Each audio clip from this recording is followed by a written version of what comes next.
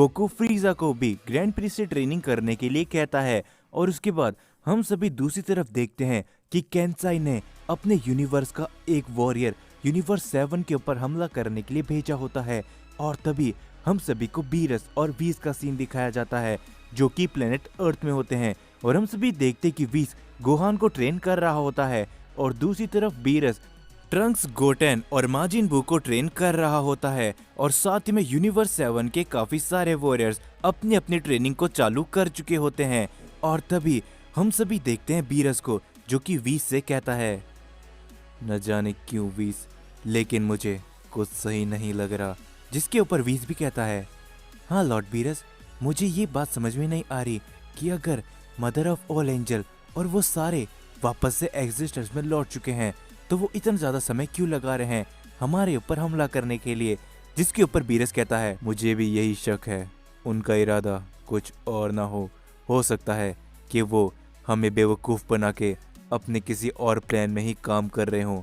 जिसके ऊपर तभी हम सभी देखते हैं कि वीस और बीरस उन सभी को वापस से ट्रेन करने लगते हैं और धीरे धीरे कुछ समय बीतता जाता है। और तभी वीस और बीरस को एक काफी बड़ी एनर्जी का एहसास होने लगता है और ये देख के वो दोनों ही काफी ज्यादा चौंक जाते हैं।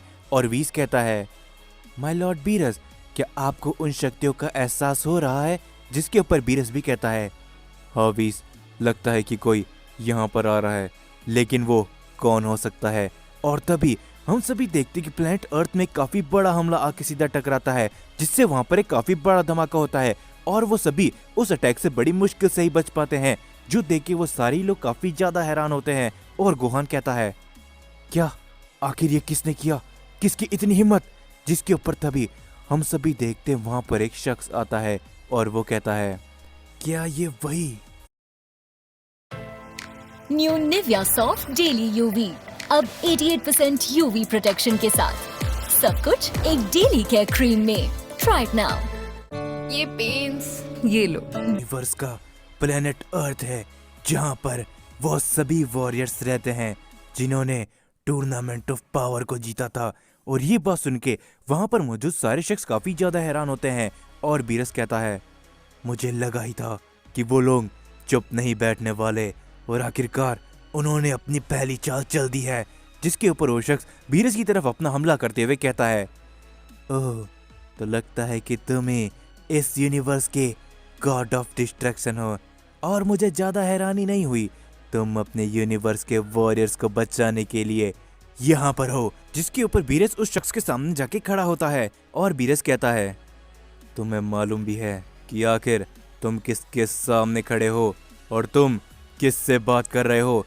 जिसके ऊपर वो शख्स कहता है, मुझे नहीं लगता कि मुझे तुम्हें मेरे सामने कुछ समझना भी चाहिए, क्योंकि माय लॉर्ड केंसाई ने मुझे यहाँ पर भेजा है और मैं तुम्हें यहाँ पर हमेशा हमेशा के लिए खत्म करने आया हूँ।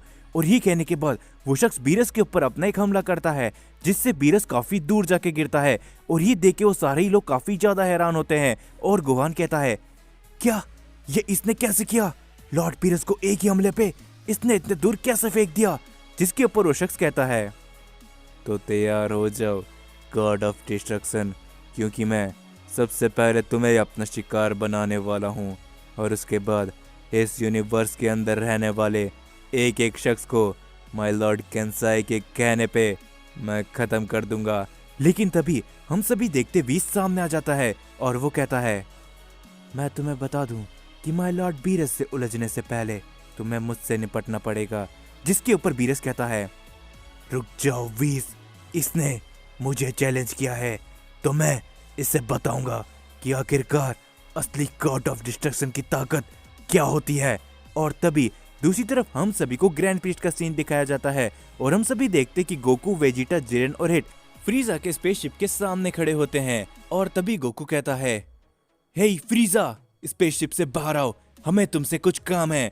और ये आवाज सुन के फ्रीजा कहता है, ओह क्या बात है, लगता है कि वो बंदर मेरे पास कुछ पिछला हिसाब चुकता करने के लिए आए हैं। और ये कहने के बाद जैसे फ्रीजा अपनी स्पेसशिप से बाहर निकलता है वो ग्रैंड प्रिस्ट को देख के कहता है, क्या ये तो वही एंजल है ना जो सभी एंजल्स के फादर कहलाते हैं?